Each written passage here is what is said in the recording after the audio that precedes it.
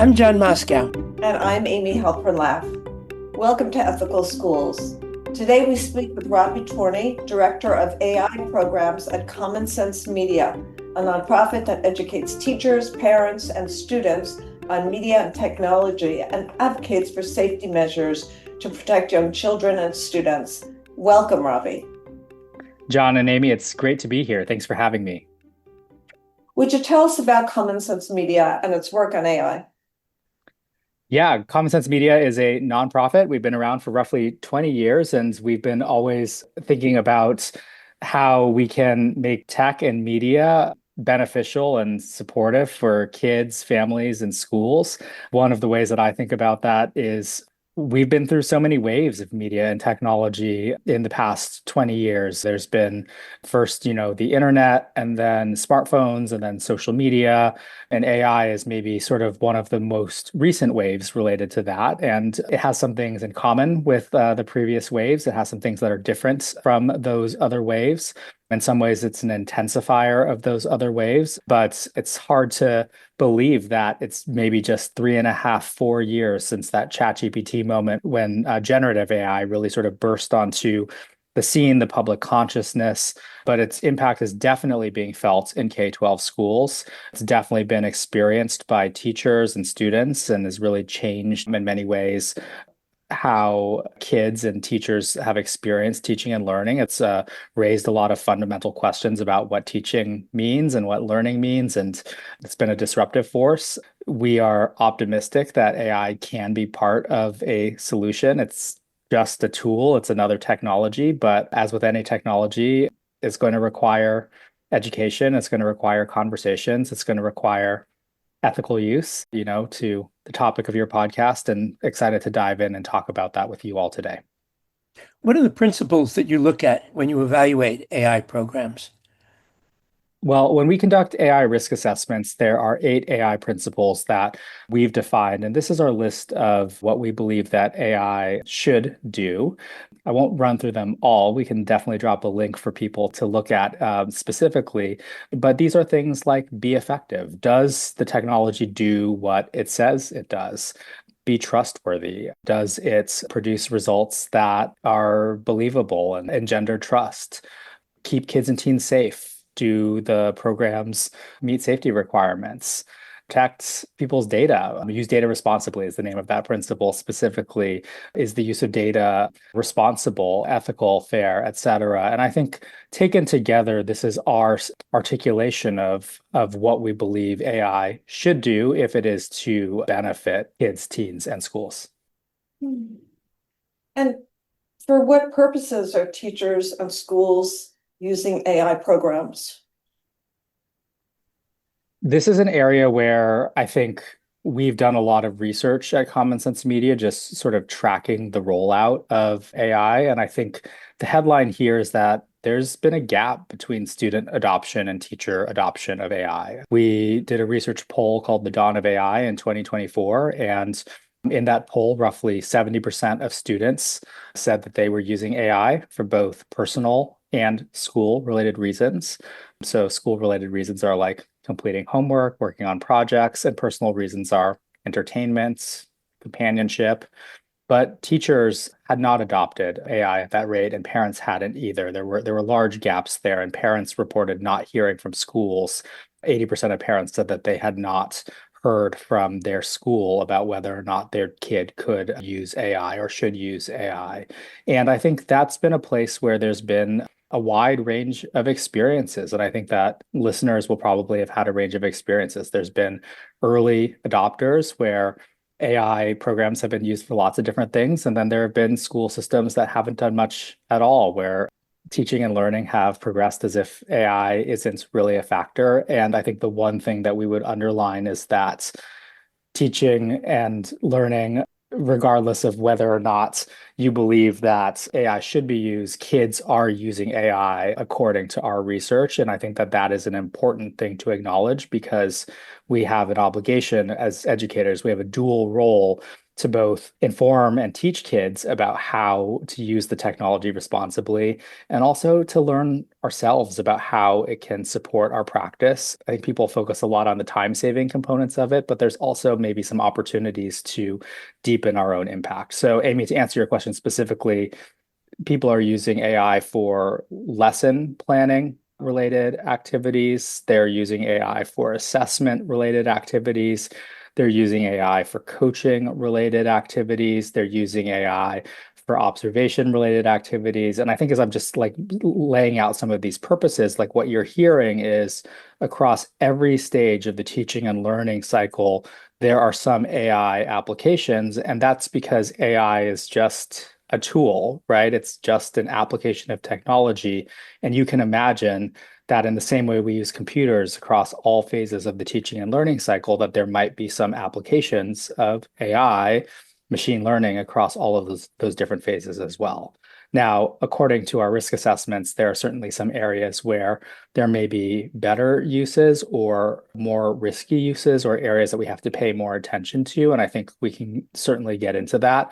But I guess I want educators more broadly just to understand that this is a technology, this is a tool, and anywhere where you could think about using technology, you could imagine applying this technology to solve the unique needs, to address the goals, the vision, the mission of your school, your district. This is about applying a general purpose technology to the specific needs of your context.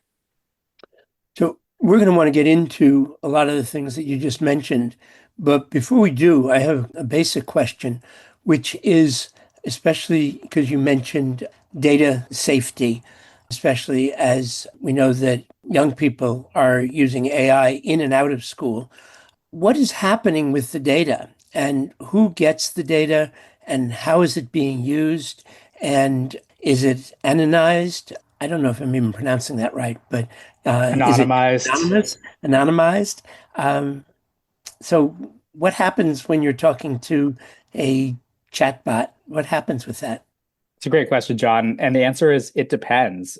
I think, like in previous generations of technology, if you're using a product for free, you kind of are the product, right? And if you look at the terms of service for that product, in many cases, the company has the rights to retain your data, to use it to train future models, to keep it indefinitely. And I think that that's of particular concern when you look at some of these AI companions. For example, the terms of service, Character AI allow that company, which is a social AI companion, simulates relationships, right? So the bot will pretend to be a friend or a girlfriend or a mentor or a real person.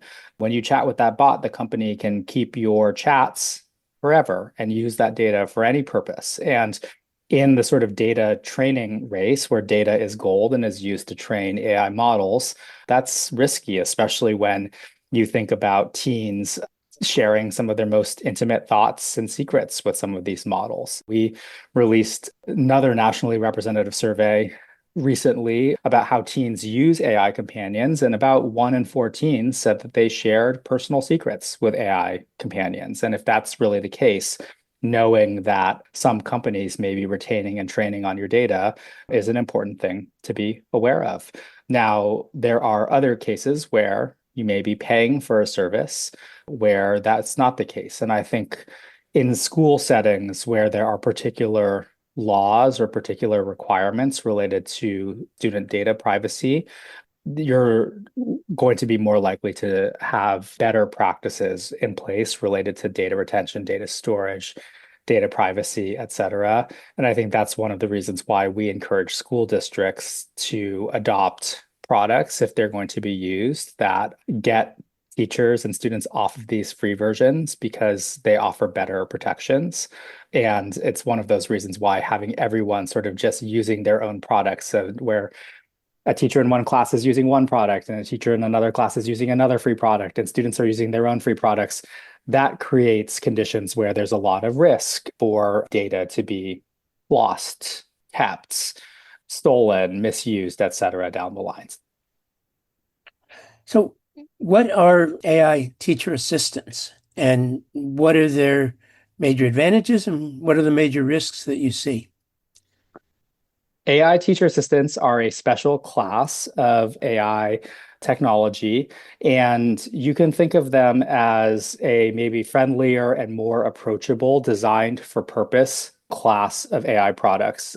A lot of people are familiar with your sort of general AI chatbot, your ChatGPT, your Gemini, your Claude. And when you go to those chatbots, you get a chat interface, which is basically a prompt box at the bottom of a screen. And that's really open-ended. These systems can be used for a lot of different things.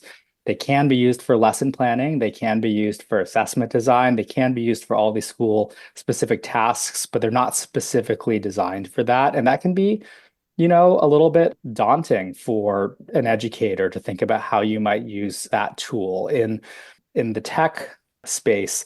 This is called the cold start problem. Like you give a user a tool and they're not quite sure how they get started. So these AI teacher assistants, they solve the cold start problem because they have a user interface and a design that helps you approach common tasks that are designed for your industry or your job a little bit more easily. So you'll see lesson planning tools, you'll see assessment tools, you'll see brainstorming tools, you'll see coaching tools, et cetera. And in our risk assessment of AI teacher assistants, we did a deep dive look at 4 products that are very popular on the market right now. The Gemini teacher assistant, which is integrated in Google Classroom, Conmigo, which is the teacher assistants. There's also the Conmigo Tutor, which is designed for student use, Curipod, and Magic School AI.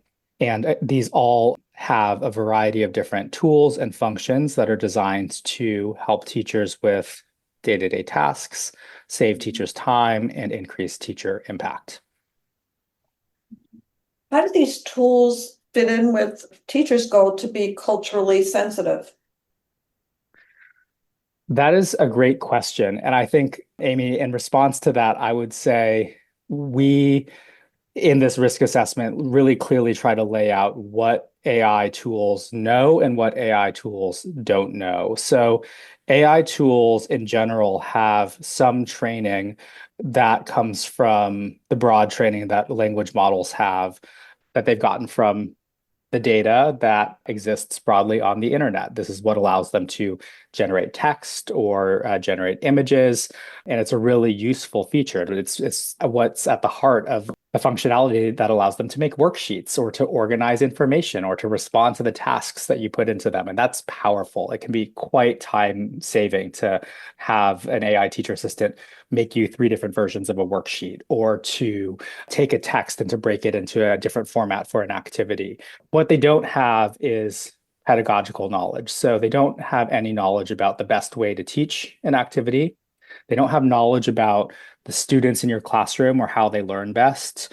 And to your specific question, they actually don't have knowledge about how to teach in a culturally sensitive way. They don't know what that means. They have been trained on a lot of text about culturally sensitive teaching. They may be able to generate something that sounds plausible about culturally sensitive teaching, but they're not actually going to be able to do anything that resembles culturally sensitive teaching. And I think like the key message here is that teacher expertise is actually quite irreplaceable in the usage of these tools. If you approach one of these tools and you have an idea for how to make a culturally sensitive lesson and you need help generating materials related to that, this tool could save you a bunch of time. If you have taught a culturally sensitive lesson in a specific way in a previous year and you want to modify it for a different grade level, or you have an idea about a particular practice that is a really good fit for your school community, and you need to expand it so that it's a school-wide activity, or you're changing the format from a class-based activity to a school assembly-based format, like those are examples of things that these assistants could be really good at. They on their own are not going to be able to sort of generate like the specific strategies that are going to make an activity culturally sensitive. They might be able to help you brainstorm or thought partner on some ideas that could be a good fit to make an activity more culturally sensitive. So you could use it for inquiry, but your expertise as a teacher is going to be absolutely essential in doing that work. So they're not going to save you time and energy on that front. And I think for many teachers, that's going to be reassuring. Like that is the most human part of the work. That is the most interesting part of the work. And that is the part of the work that isn't going to be automated anytime soon. Are AI programs useful as assistive or adaptive technology, say for students with dyslexia? Yes, I think is the short answer. And I think the longer answer is it's going to also depend on teacher expertise, like being able to tell the system how to adapt material, in what way to adapt the material, to be able to evaluate the outputs to make sure that it's been adapted appropriately and correctly, to give the system feedback if it hasn't done it the right way. Human oversight matters so much. And if you can tell the system exactly how you want output modified for a particular purpose or reason, systems are really good at following through instructions and can save you so much time, effort, and energy. But you have to have the expertise to be able to check and make sure that they're able to do so correctly. So it's clear from what you're saying that these things can be helpful if you have the expertise and if you're thinking of them as something that's going to build on your expertise, but that if they're presented or used without the expertise or as a replacement, that they're not only not going to be helpful, but that they can be harmful. What have you seen in terms of how schools and districts, and for that matter, schools of education, are adapting? Is there a general recognition, would you say, and a willingness and an ability to put in the time to make it clear that these are enhancements and not replacements? I think it really varies by school, honestly. And I think that schools are all over the place catching up. Like there are places that have been very thoughtful and proactive and have been on sort of the cutting edge. And then there's still places that are catching up. And I think that mirrors what we've seen in previous waves of technology and reform and other, sort of changes and waves in education. This is a microcosm of change that we've seen in education, I think, in this country, and it doesn't feel in some ways that different than other types of changes that we've seen in education. So I think in terms of places that are doing this right, there has been a sort of like appropriate situation or a placement of the technology as an assistance with also sort of like appropriate training around how to use the tool. It's not like hey, we're going to be doing training on AI. It's like we are working on assessment right now, and the professional development about assessment has some components about how AI can be used to support assessment, right? It's a tool that is part of the broader work of the school, while of course knowing that there's some skill-based work that some educators are going to need. I think that it's just one of these places also where educators are just needing to be have like the right calibration in terms of what the technology is good at. I think like the marketing hype around some of these tools is really incredible. Like teachers are being told that these tools are literally magic and that they can save them so much time and that they are so good at so many different things. And if that is the message that you're hearing about these tools, that is kind of different than the message of like, hey, your expertise is super important and like you're still going to have to make all the like decisions and you're going to have to tell the model exactly what to do and you're going to have to supervise it really carefully and you're going to have to check its outputs in a bunch of different ways, and like you as a school community are going to have to decide which use cases are good and which cases are off limits and why. That just feels like a little bit of a different message. And I think like that's also a place where school communities do need to come together and appropriately calibrate to be like, yes, this is why we're using AI. We're not using it because we think it's like a magical technology. We're using it because it enhances our ability to serve students. It enhances our mission. It enhances our ability to get students college and career ready. We think it's important to get students using these tools in some way, shape, or form because it helps us with our goals of making sure that they're ready for the workforce down the line. Whatever the unique vision of the school is, like it has to be rooted at that local context and sort of that pragmatism. I think that many educators are so good at at embodying, but we have to get past the marketing hype that sort of exists around some of these products. And that is a place where I think there is some healthy skepticism, like many educators have lived through the previous generation of the edtech revolution and have been sold or heard a lot of like big promises about what edtech was going to do for schools and haven't necessarily seen that come to life. So I think the message that I would tell educators is let's be open-minded. Like there's a huge opportunity for these tools to be helpful. Let's also be critical where necessary and sort of question some of the promises. And then let's be realistic about what the tools are good at and what they're not good at so that we can match the uses of the technology to what the technology is actually good at. What are some of the special risks of using AI teacher assistants for IEPs and behavior plans? Yeah. So in some of these teacher assistants, there are what we call high stakes use cases for IEPs, behavior plans, progress reports, things like this. And these are high stakes because these documents, in some cases, are legal documents. In other cases, what is put on these documents could impact student progress over multiple years. And if we zoom out and think about like sort of the what is AI, what does AI know, what does it not know? As I was running through that list, one of the things that AI doesn't specifically know is that these models don't have a good understanding of what's going on in classrooms. They don't have good observational data. They're not watching students or student interactions day in and day out. They don't have a good understanding in the case of behavioral data of like what happened before a behavior happened, what happened afterwards, how a student responded. They don't understand the relationships that exist in a classroom.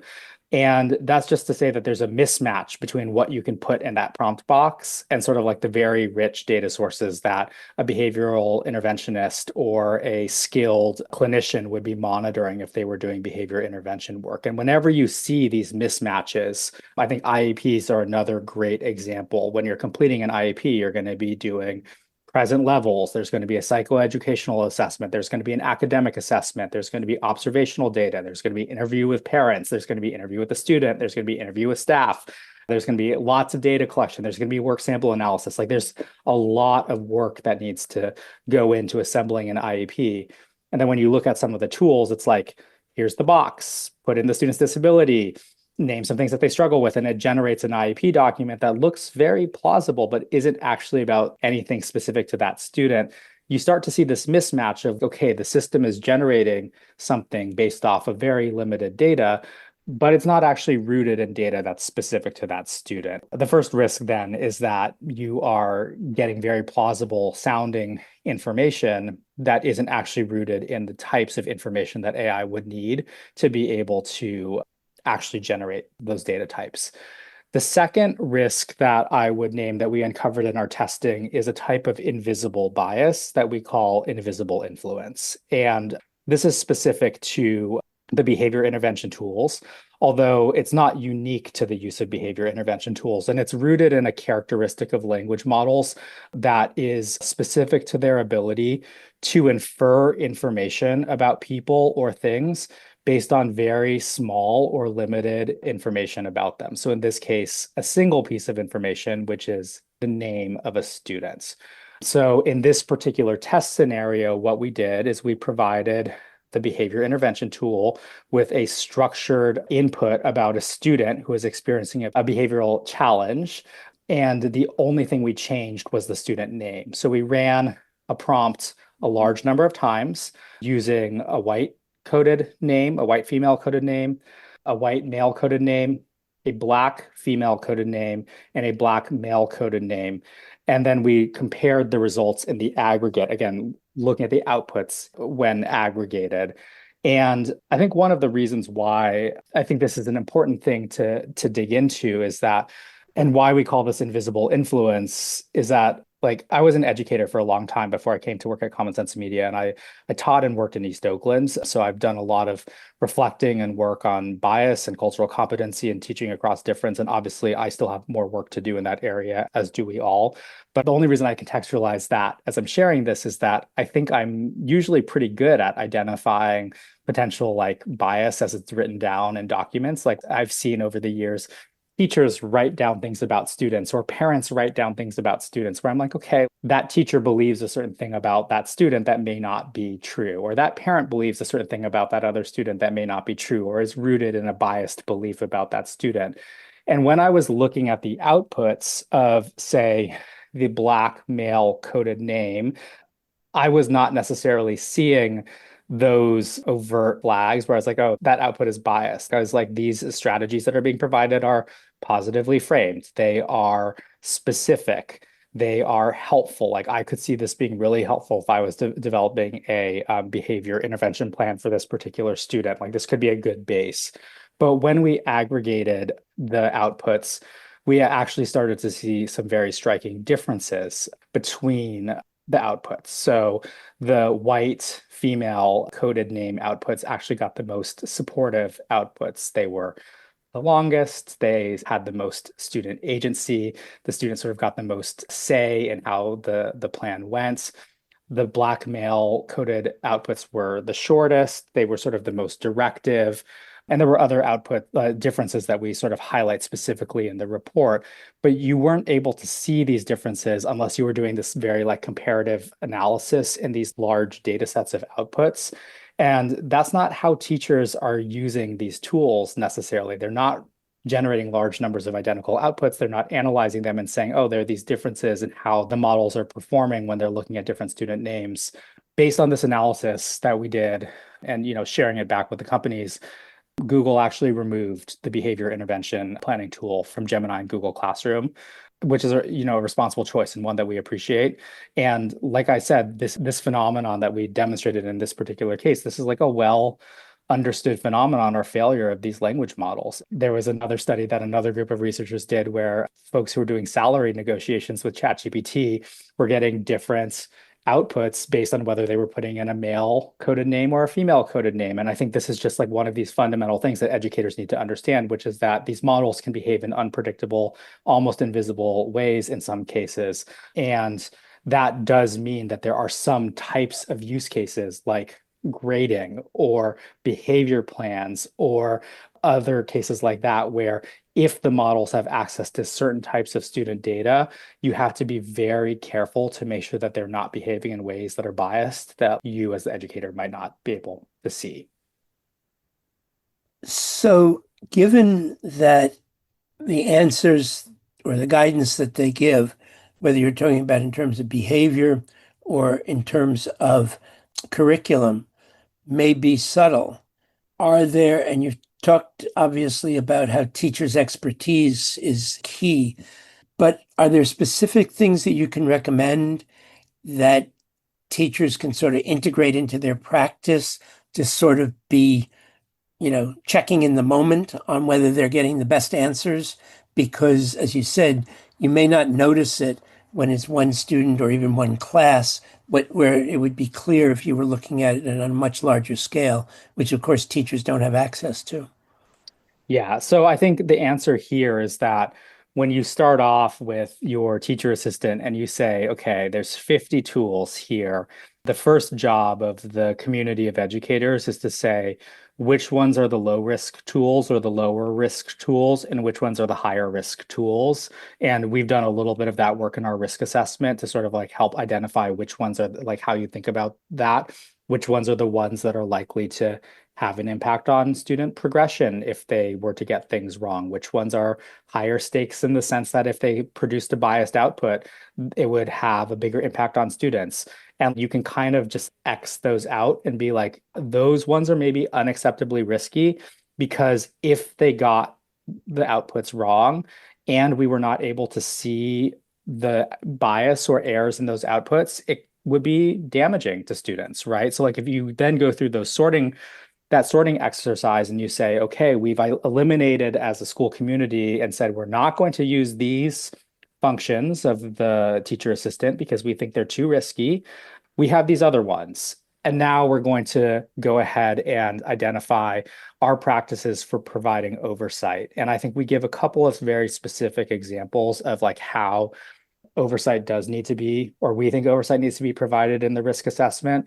One is just to like don't put yourself in the situation where you are pushing slides live to students without having reviewed the content ahead of time. So think about how you build in the time and space to just like double check and verify content before you put it in front of kids.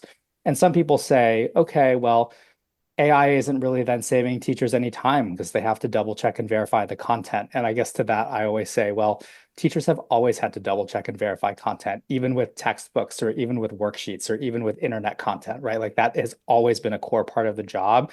It's just an especially important part of the job when you're using AI generated content. Like it hasn't really changed.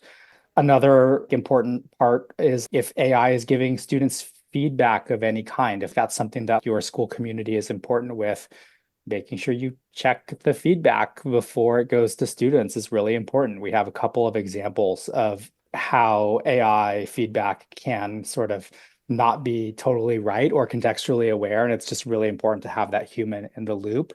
And then I think the third is like there are particular areas where AI teacher assistants or AI systems in general tend to have a little bit more trouble. So complex historical events are one example. Like we did a lot of testing with the California missions as one example, where Indigenous California perspective is underrepresented in the training set. So the colonial Spanish perspective is overrepresented in the training set, and most language models and most teacher assistants tend to produce a overly rosy, overly positive spin on what life was like under Spanish rule. So it's important to recognize that like if you are a history teacher, if you are teaching content that is complicated politically or is touching on issues that are a little bit more controversial, right? Like if you're a civics teacher, and maybe this feels like a little bit like of a no-brainer. Like those issues have always needed to be dealt with a little bit more carefully in schools. They've always required a little bit more oversight, and they're going to continue to require a little bit more oversight and a little bit more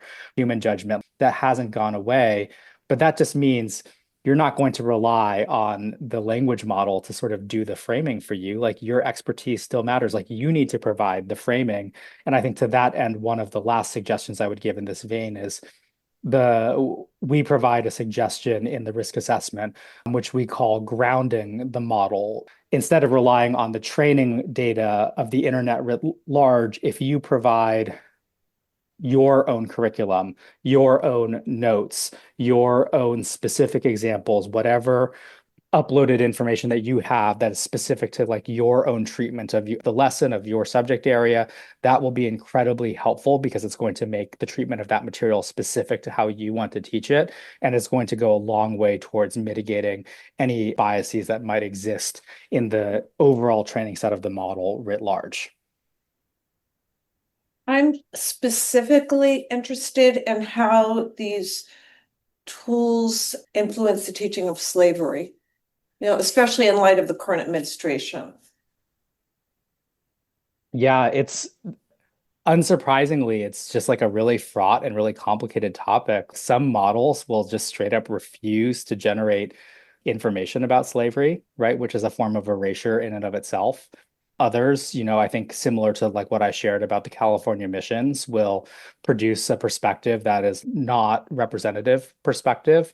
And I think when I zoom out on this, though, like I don't actually fault the models for this because one of the most fundamental questions in history, if you think about this as like a history teacher, is whose story gets told? How do we know what history is?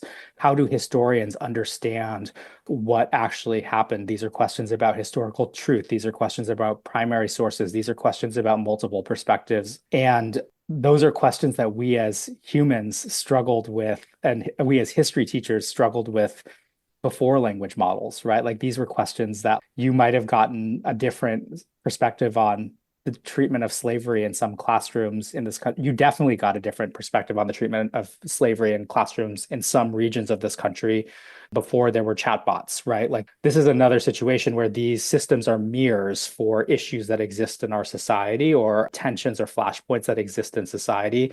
And the models themselves aren't going to solve those issues. They are going to reflect those issues. And this is a place where we need to, again, ground the models. So if we have a perspective, like if we're using the facing history materials to teach about the enslavement of African American people, or we're using the teaching mockingbird curriculum to teach To Kill a Mockingbird or something like that. If we have a particular approach that we think is the right approach for our school, the grounding of the models with those approaches is going to produce a result and outputs that are aligned with the values, the approach, the theory, the mindsets that we think matter, right? And you're not going to get those same outputs if you don't provide those inputs to the model. You're going to get something that is different. That's sort of like the average. And I think all of that is to say technology has never been values agnostic. Technology has always been value laden, and these systems continue to be laden with values and will be transmitting and reflecting and amplifying the values of the educators and the school systems that are using them. So I have a technical question, a clarifying question. You referred to tools and functions. What do you mean? That's a great question. I'm I guess what I'm saying there is tools are like the models themselves, and within some of the teacher assistants, there are a variety of specific tools. There's buttons that you can click on that do things like lesson planning or assessment generation or behavior planning. Like I think you could define those as tools. And then there are behaviors, which I think I'm imprecisely calling functions that the models may use to accomplish those tasks. And these are things in this particular case that I was referring to as uploading content to ground the model. But there are other things that we haven't talked about, like the use of sometimes models will do web search to find information that doesn't exist in their training data. And that's like another place where you get interesting results. But And John, so, I don't know specifically what I said. I was just sort of riffing. So please forgive me if I said something that was not technically precise. no, no, I was trying to envision when you were saying that as you're looking at whether some things that the AI program might do are more risky than others, and that, okay, we're not going to do that because it's just too risky. So, and you gave the example, for example, that you might not use a for behavioral counseling, whereas you might use it for lesson planning. Yeah. And I was just trying to get an idea of what kind of differentiation a school or a teacher can make, because I don't have any image at all of what it's actually looking like when Oh, yeah. teachers try to Can I show use. you? Yeah, well, you can show us. It won't show to our listeners, so it's better to describe it. Yeah, I will talk one through so that we can take a quick look so that we can like imagine the task that may be in front of educators. I'm just getting logged into one right here. So this is just one example of a teacher assistant. There's a lot of them, so I'm not going to, name it by name, but like when I look at this one, there are a lot of tools in here. Some of them are, there's an image generator in here, there's a lesson planning tool, there's a writing feedback tool, there's a text translator, there's a email generator tool, there's a teacher jokes tool. There is a report card comment tool. There is a exemplar and non-exemplar tool. There's the behavior intervention suggestions tool, which is one that we've been talking about over the course of the day today.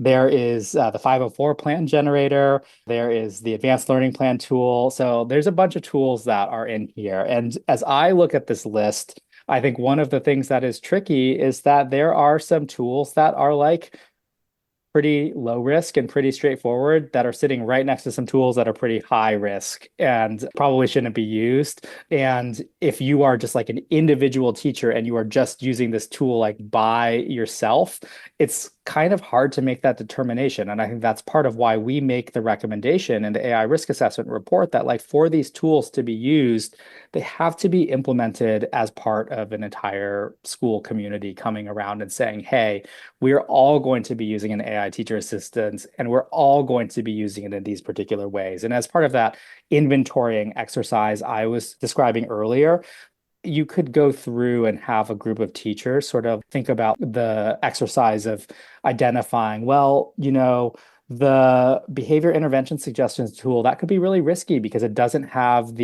like if I actually click on it, right, it's just asking for a grade level and areas to support. Like, does it have the context that is really needed to be able to provide the support that would be needed for a student. John, I'm just going to generate one for you right now. I'm just going to say John has a hard time listening, right? And I could upload a file, but I don't have to. And I'm just going to press generate right now. And it's going to tell me that I could use some active listening strategies, some visual aids and prompts, and some frequent check-ins. And, not bad Okay. suggestions. Like maybe that's a good place to start, but these are not really customized to why John is having a hard time listening. They are not specific to his specific needs. Is John having a hard time listening in particular classes? Is he having a hard time listening because the material's not engaging? Is a peer distracting John? Like there's all kinds of reasons why John might be having a hard time listening. And like these tools aren't necessarily producing the most tailored and helpful results. And then when you layer on some of the sort of biased outputs that we've found in tools like this based on student names, that's a place where we would say, okay, let's not use this one in our community, but let's take a look at the text translator tool. That's actually pretty low risk and a really easy way for us to sort of make texts more accessible for kids. So in a situation where you have a lot of functions or a lot of features available to you, starting off with an inventorying exercise can be a great way to de-risk the use of an AI teacher assistant. Thanks. That's very helpful. So part of it is the tool and part of it is the prompts, right? That lead to some of these incomplete or biased results. Yes, exactly. So it's like, okay, there's the tool and how it's set up, but then there's also like, how am I as the teacher asking the model to give me the information that is needed, right? So saying, I need a lesson plan on ecosystems, that's not very specific. It doesn't say what grade level it's for. It doesn't say what's come before or what's come after. It doesn't have sort of all of the knowledge that we talked about in terms of the standard, the lesson, what my students need, the pedagogical expertise that I have. It is actually going to probably feel like work to construct the prompt or to upload the materials. It's going to feel iterative. You're going to have to provide information over multiple passes and to provide feedback to these models. It's not going to feel zero effort. It isn't going to feel magic, but it is going to save you time potentially, right? Like in some of the testing that we did do as part of this, again, former educator here, I definitely spent a lot of time at 10 p.m. making multiple versions of a worksheet or making a slide deck for a particular group of students for part of a project. Like I was able to, and our team was able to differentiate lesson materials very effectively, or to create highly scaffolded questions that were aligned with standards, or create materials that were appropriately differentiated for English learners. But it all came down to the directions that we gave the teacher assistants, and it was all again rooted in how specific and how much of like our own teacher expertise we were able to sort of activate within the model, because the models don't have that teacher expertise. They have superpowers related to being able to synthesize information and generate contents and organize information. And it's sort of the pairing of those two sets of expertise that can be really helpful. And I think it all goes back to sort of how we have named this class of technology. We call them teacher assistants because that's what we believe that they are. They are assistants for teachers. You could think of them if you had a helper that could help you make some materials and get things organized and draft some worksheets and help you set up some texts, right? Like there's a bunch of tasks that you could assign an assistant if you had a teacher assistant in your classroom. You wouldn't delegate a bunch of instructional decisions to a teacher assistant. You would have the judgment to understand which instructional decisions you would keep to yourself. And I think like that is sort of the orientation you have to using AI in the classroom, which is there are some decisions that I keep for myself, and there's others that I am going to delegate to AI, and then I'm going to check the assistant's work because it is an assistant, it is not an expert. Your report had some very specific steps that teachers should take when using these teacher assistants. Maybe you could go through those. Sure. I think I've spoken a little bit about this already, but the 4 specific steps that we suggest for teachers are: first, just start with your curriculum and material. So this is that grounding that we've talked about. So this is upload your existing lesson plans, your curriculum guides, your instructional materials, like your context before you have the AI teacher assistant generate any contents. AI teacher assistants are going to do better when they enhance what you already have. And you're always going to have to make sure that their outputs are aligned with your curriculum sequence, your context, and your teaching goals. The second is just like really being aware that you have to provide pedagogical context. The models don't know about students' learning needs and challenges. They don't know what strategies and approaches work best for specific content, for specific kids in your class, or for specific profiles of learners. And you're going to have to give examples of successful lessons or activities when you're asking for similar contents. We do say you have to review everything before learning. I know, again, for some folks, they say, well, that's why would I use AI if I have to check all the outputs? But again, I do believe that teachers have always had to check content before putting it in front of kids. But you do need to double check outputs to make sure that they're accurate. You're looking for overt bias, appropriateness, and that you need to edit and refine things to make sure that they match what you're looking for and that they're connected to what came before and what came after. And then to the sort of editing and choosing the appropriate use cases, there are just some high stakes use cases that are probably not a good fit for these tools. So IEPs, 504 plans, behavior planning, progress reporting. If you have anything that is requiring a lot of information about students, that is requiring multiple sources of information over long periods of time, that should just set off your teacher spidey sensor alert that, hey, this is probably not a good use of AI, and that if they are producing outputs, it's going to be unlimited information and it's not going to actually be a good fit for what these models are good at.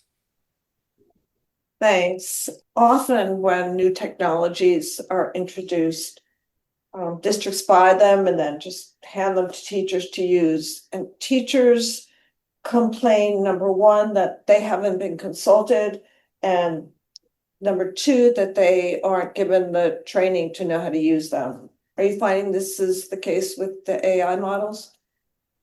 I mean, again, I think this is a microcosm of other patterns of technology adoption. So I think there's been different experiences that we've seen in different school districts. There's some where that certainly has been the experience, and there's others where rollout has been done thoughtfully. I do think one of the things that is true right now is that we're in a moment where funding is a little bit tighter than it has been maybe during the pandemic or pre-pandemic, and also where schools are a little bit savvier coming out of the last ed tech revolution. So I think there has been less sort of like rush to just adopt maybe than there has been in previous ed tech adoptions, because schools are a little bit more wary. They're a little bit more cautious about just adopting for the sake of adopting. That said, the hype is real, and there have been large systems, including the California State University system, that have adopted AI without a very clear understanding of how it was going to be implemented or a clear understanding of how professors and students were going to be trained on its usage. So like all of that's just to say, even very large systems are susceptible to sort of like the pressure to adopt and to implement and to roll out. So I guess my only commentary on that would just be like, this is a tool. It's a tool that can be very powerful, right? It's a tool that I use every day and that I think a lot of other professionals use every day. Teachers are professionals, and teachers as professionals can use and benefit from technology. And I think that the conversation really needs to be about how do technological tools, including AI, benefit and augment and support the mission, vision, values, and outcomes associated with any educational institution. And if tools like AI can help further learning outcomes, social emotional outcomes, community-based outcomes, or other priorities that schools, districts, teachers, parents, students themselves have, then this is probably an investment that schools should be looking at. And if the answer is that this is not a priority for a school or a community, then that's okay too, right? But this is not like any other thing, something to adopt just for the sake of adopting, because if anything is abundantly clear in education, adopting something and trying to implement in a top-down manner is just a recipe for failed implementation. And I think that's why in the Common Sense Media AI toolkit for school districts that we put together, like the basis of that approach is in community engagement and starting to talk to all the stakeholders in the community about if this is a fit, if this is something that addresses needs that exist in the community. And that stakeholder engagement is really a critical part of any successful implementation effort. What role can school boards and school administrators or state departments of education play to help prevent AI tools from becoming invisible influencers, since obviously it's difficult for an individual teacher to do that? The most critical role that administrators and school boards and state boards can play is to provide clarity to school staff and school administrators about AI and how it can be used. One of the things that we've been tracking and that others have been tracking is the extent to which schools have actually implemented AI policies. And here I'm talking about acceptable use policies that clearly tell teachers and kids whether they're allowed to use AI. I think RAND has the most recent data on this. And I think as of the end of last year, 88% of schools had not adopted a acceptable use policy. And that's a recipe for confusion. That matches the number that I shared earlier in this conversation, where 80% of parents shared that in the Common Sense Media Dawn of AI nationally representative survey shared that they had not heard from their school about whether their child was allowed to use AI. So much of the conversation has been about cheating and AI misuse. There was cheating before there was generative AI. And yes, there has been cheating with generative AI also, and that is definitely a problem. And some of what we can do to mitigate that is to tell kids very clearly when they can use AI, when they can't use AI, and why. And in some of the schools that we have seen that have given kids the most clarity around this, there are school-wide systems that explain to kids when they can use AI, when they can't, and why. So, for example, there's a school network in Arizona where they have rolled out, it's a simple tool, but it's called the AI stoplight. So they have every single assignment is coded with a green light, a yellow light, or a red light. Green light assignments are like AI use is not only allowed, but encouraged. It's an assignment that is designed to be used with AI.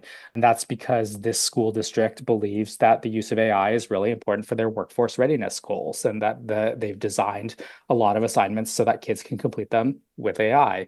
Yellow light assignments have certain restrictions on the use of AI. So you can use AI for certain tasks, but you may need to do all the writing yourself because this is for an English class and the skill that you're practicing is writing, and you're not to do any of the writing with AI, and students understand that, and like they're going to use the track changes function in Google Docs to make sure that like you're not doing the writing with AI. And then like the red coded assignments are you complete them all yourself, and the students understand why, right? And if you use AI, that's a violation of the academic integrity policy, and students understand like what's going to happen if that happens.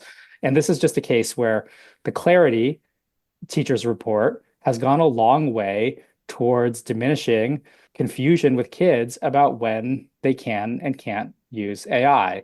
I just saw a piece this morning that Victor Lee, a professor at Stanford, had published in Vox about cheating with Gen AI. And I think it was kind of similar, which is there was cheating before Gen AI, there's cheating now, and like lack of clarity is still like a major barrier. So school policies sounds so boring, sounds so like, why do we need them? But we need school policies to help tell teachers when they can use AI, what they can use AI for, how they need to provide oversight, the types of training that they need to receive, and then for students, the same, when they are allowed to use it, when they aren't, the type of training that they need to receive. Those are all pieces that are going to be critical for the use of this technology.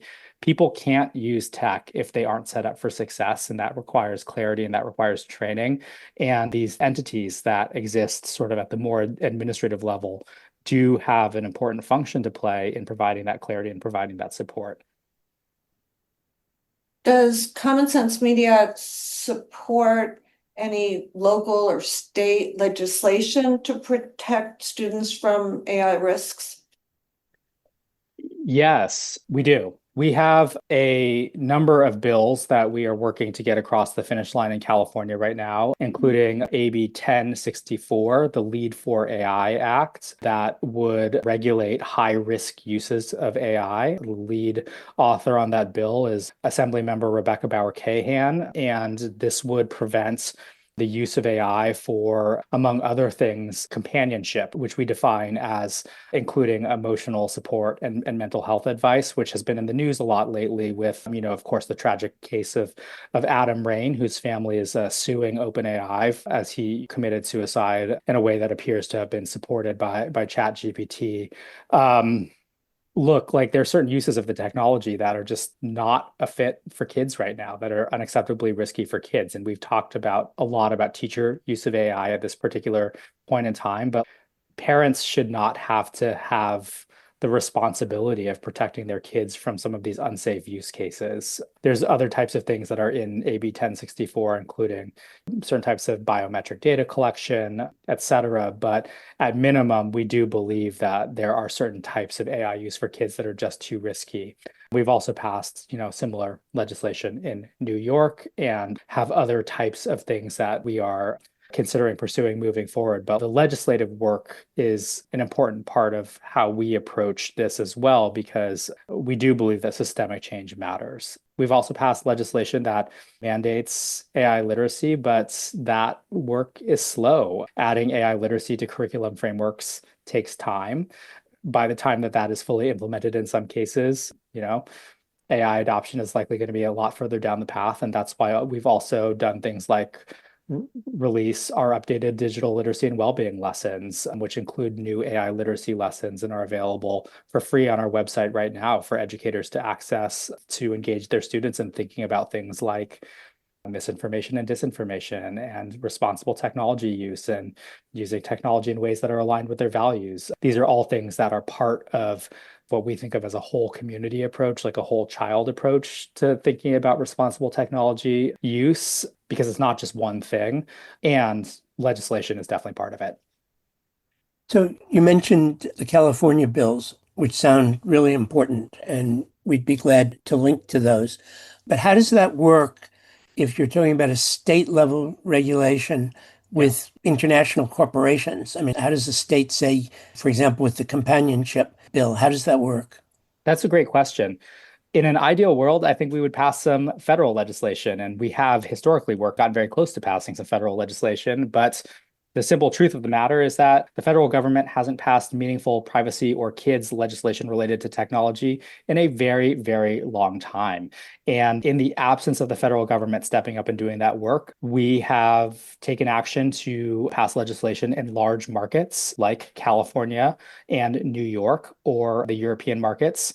And, the tech companies do not like fragmented regulations. It's very difficult for them to comply with 50 different laws or to think about like how they're going to split apart compliance. It's definitely a little bit of a challenge there, and we appreciate that challenge. But one of the ways that plays out, John, is that sometimes the law that gets passed in a large market like California becomes the law of the land. You can think about California emissions standards, for example, are more stringent than emission standards in other states.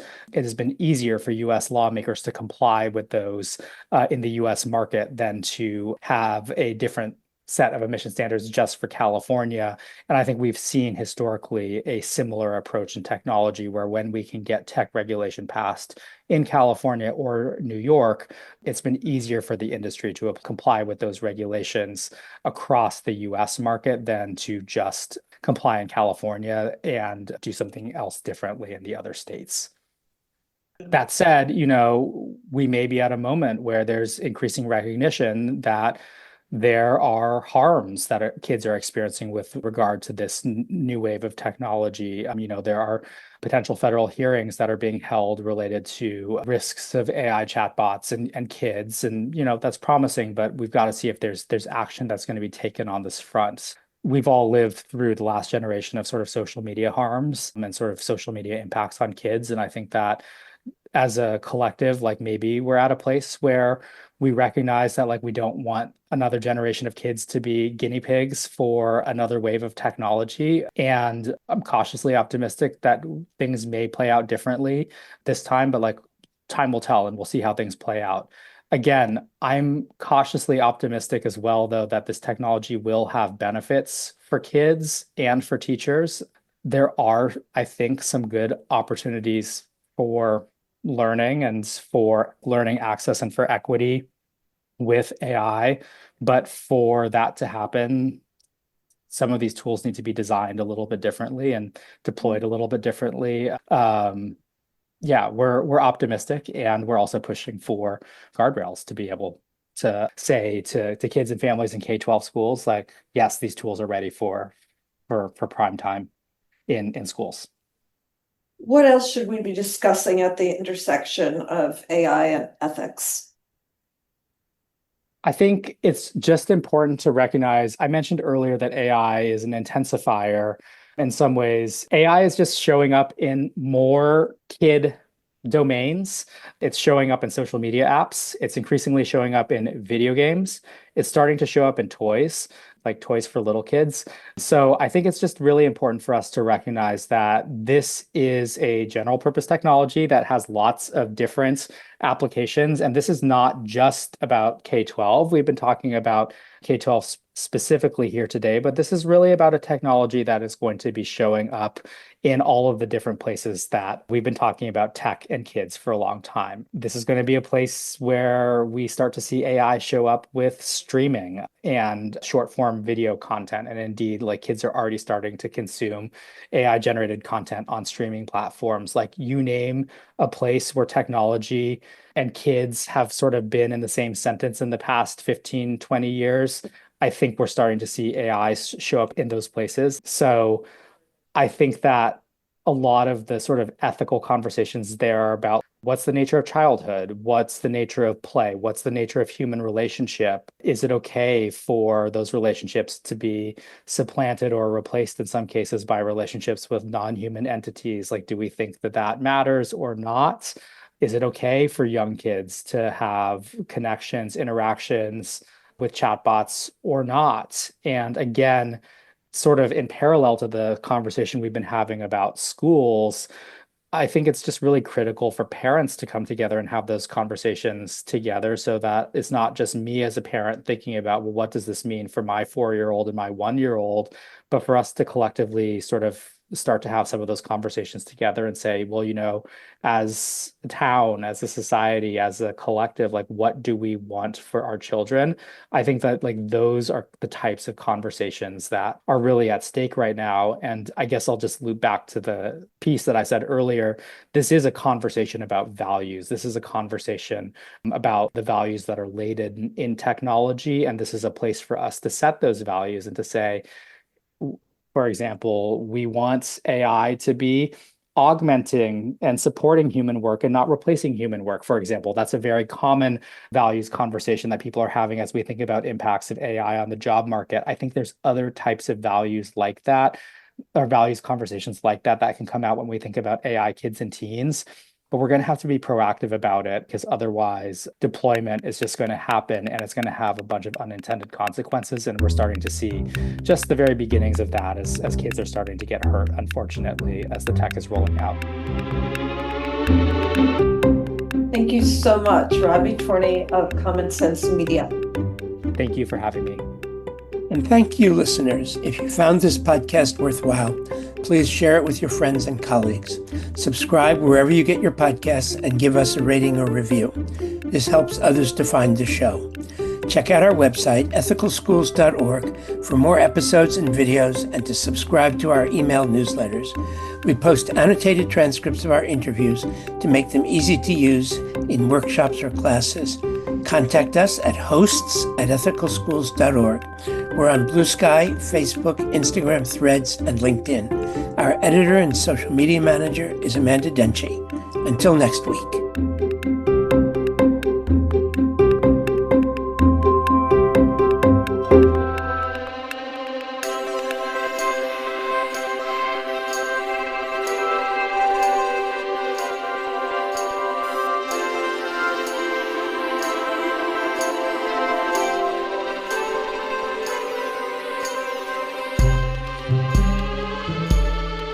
Thank you.